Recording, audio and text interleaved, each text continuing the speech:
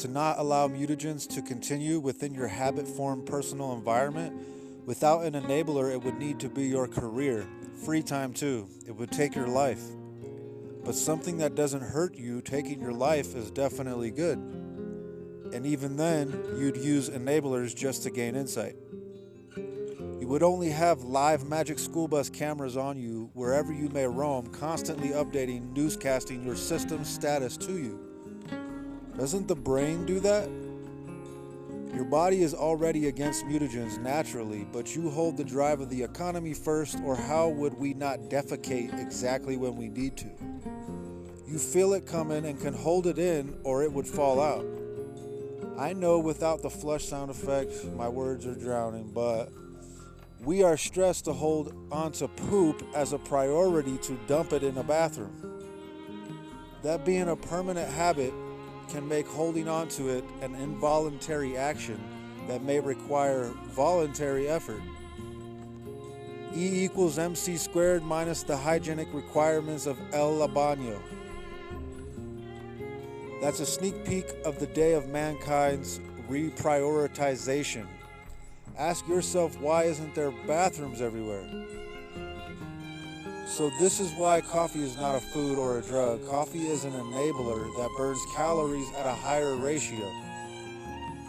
Coffee cuts all obligation off without caloric intake or drug toxicity. All you need is the calories to burn yourself while you drink coffee. Usually that being dinner from the night before.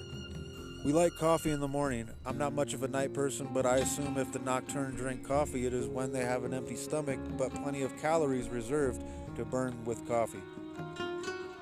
How long can you last seeking the prize the world isn't allowing you to treasure, pulling you back and forth as coffee gives you that moment? So a cup of black coffee makes the duration of it in your system anti-mutagenic.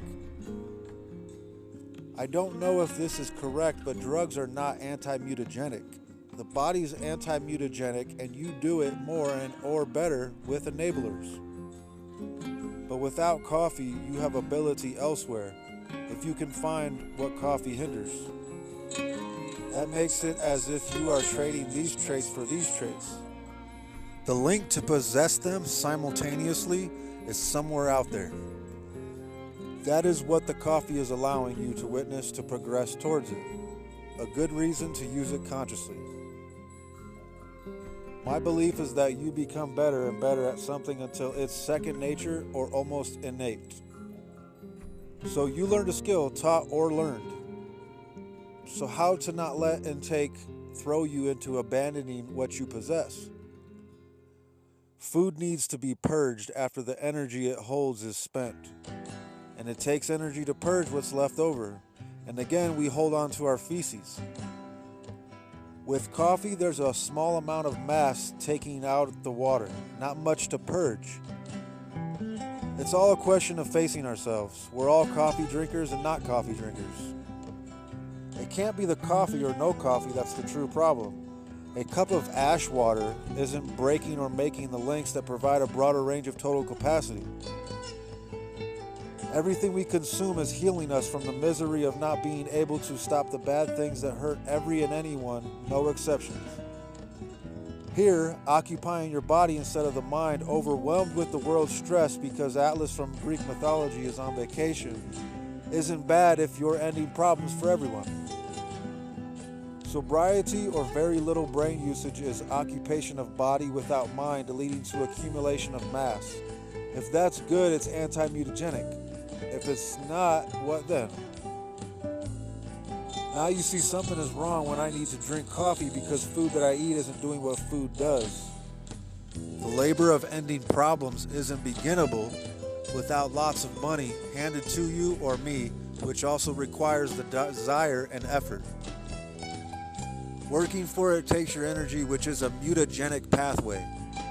Working for it takes your energy, which is a mutagenic pathway.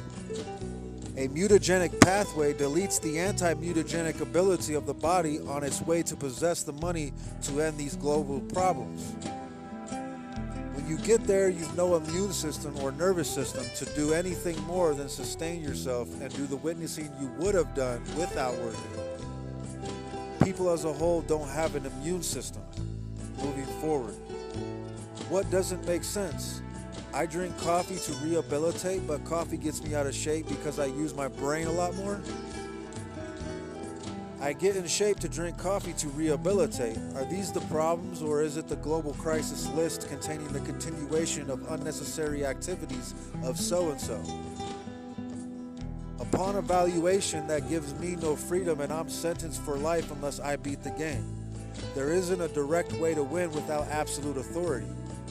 Even with dictatorship, to annihilate the problems that aren't people but their mutagenic pathways. Contagiousness happens when the nervous and immune system function poorly, and anti-mutagenic pathways need to defeat mutagenia one pathway at a time forever. If they can be enabled and boosted, and all you need is the proper diet along with the correct ratio of caloric intake while you keep the system strong fighting, not using it and abusing it is where we are. It isn't a mystery. Food and coffee isn't a problem. You should be able to graze all day, being the wisest thing any animal can do. That's the proof that we are sapped of energy, sapping energy, just to hold on to the hope that we might stop whatever it is that makes food not a good thing. Salt is not a food, but even without salt, these problems occur, for salt is a big problem for something else, as it isn't a problem elsewhere, or it would be considered lethal, but that's another topic. Why is coffee a problem, but not a problem? Why is food a problem, but not a problem? Apparently, analyzing our primal primitive primation assumes it to be true that raw meat from hunting is the original diet, but apparently it didn't suffice somewhere along the path. We possess the same problem here and now. Is it that we aren't organically present? Do we have less carbon than it takes to form life as we are carbon-based? I don't think so. So why is a food called organic? Is their food missing carbon because it won't reproduce on its own? Wait, anything not able to continue its species is missing carbon? Organic means containing carbon. How is it not organic? Moving on, saving that for something else. We all know and have known since the beginning of it all, you alone would be stress-free if you had the planet to yourself. Eating food wouldn't hurt, as you wouldn't be distracted from the body, only eating and purging feces and urine. You've seen herbivores shit, it plops out and they mosey on. Meanwhile, you plan anything to increase the total amount of available food. Although you'd find problems not dealt with distracting your mind, and only ignoring them would lead to eventual memory being recalled by you, although not your choice. These memories are experience you ignored, piling up until you spend too much time ignoring them until it buries you. Memory makes experience awareness, if you remember in time or not. Memory makes experience awareness. Write that down. Coffee seems to help you remember something in time for a while. That's why it contains a drug, although I believe it isn't a drug taken in drinking coffee. Ignoring a problem that hurts everyone is it. That's it. Coffee or no coffee isn't what's bad. Sure, I can drink way too much, but I don't drink pots of coffee as if trying to remember something. It sensitizes me to notice a problem or dream of what life would be without that problem, which I have plenty and plenty more to come. And anyone else too, you become sensitized, not high, or you might drift into another mistake, even if that mistake is doing absolutely nothing. Why else is everyone addicted to something that stops them? Anything you do is from eating or consuming something as the energy is taken in from it. A problem, however small or large, is noticed if you try to be neutral or not, and that takes energy. Being neutral remembers a duel and wants nothing to do with the duel of argument, so being neutral is energy spent too. We cover the globe because we ran to an open space every time one assumes they aren't strong enough to end a problem. Survival instincts become the road to hell with good intentions, but hell is where you face it. You had to flee to face it. From wherever some of us gave up, causing another to flee, it continued on until now. It tries to continue that way, but without room, we find that wasn't the original problem. Leave the city for fresh air and watch the world burn, although you pass to in despair. Leaving the city exits the pollution, somewhat giving you more functional organs, guts, lungs, etc. by default. Are we confusing greed with each's instinct to find somewhere to hide and eat food without the world demanding you stop the problems? We are at a conjunction with a global economy where those problems are faceable, endable, and gives everyone the credit to not superiorize someone without the problem compared to those with the problem, ending it for any and every once and for all. Just like one person tossing a smoke grenade into a building, locking the doors. The guy outside watching isn't increasing his health, but the one inside has health that's decreasing. Confusing yourself by reversing the comparison by making the guy outside stronger than you isn't true. Only a feat or trait gained genetically is what makes one stronger than you. And that is all the way around the table purely admirable, as you are envious to gain such power too. With nowhere to run but a cryogenic sleep chamber with nukes to rid you of the burden of everyone, there isn't somewhere you can go to run. That means precisely that running from the problems is ending the problems. The bigger the better, as it being gone from occupying our time, as occupied time takes burning calories. Occupied time takes burning calories. The problem isn't the problems, not the coffee or not drinking coffee. It's not meant to be hard. We are judged by each other, if not something else. You cannot stay innocent and be unaffected without never having a single thought or dilemma. Or all you consume would be digested as it should, and you wouldn't feel nothing but strength gained each meal. That state isn't a possible achievement, just as is the virgin mind. Absolute. Only a baby has a virgin mind. None of us are babies, and you cannot become a baby again. Now we have a goal to give us reason to do good together for those suspicious of any good activity out there. After everyone stops being babies, we may use the momentum to conquer mutagenic pathways. Once everyone isn't hurt from eating too much or drinking coffee with cream, sugar, or butter, then you can give up again. We will be forgiven, get it? If you don't get it, you don't got it to be good. I get it.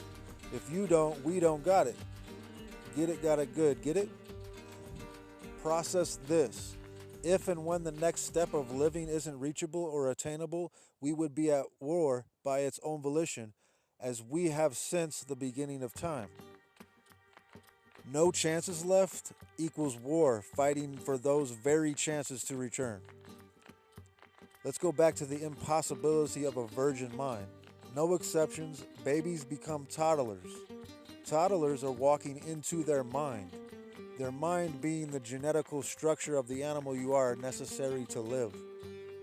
Somewhere you walk out of mind. Along your way, dulling yourself somewhere, you begin reminiscing of being a big fat baby because your mind didn't stress you out then. And so you try to, as it's a memory deep inside, although it's too far back, as you have gone through puberty and can create a baby with the opposite sex. Only a baby has a virgin mind. It just is growing by accumulation of mass to begin from its own unconscious will into endless consciousness. That line we cross is mortality, for if you never lose the virgin mind, you'd be naturally immortal, already preserved, living, unmistakable. That's for any life form. Without a single disturbance and food forever, you won't die. We would all increase, only arising evolutionarily. But no disturbance, accidents, or dilemmas ever isn't imaginable. So if you notice coffee clears your system, giving you something that you're missing, wherever you identify it, it's not a thirst beverage. But the price is, if you notice, you are burning more calories per hour. Stimulant equals more burning from whatever enabled within you.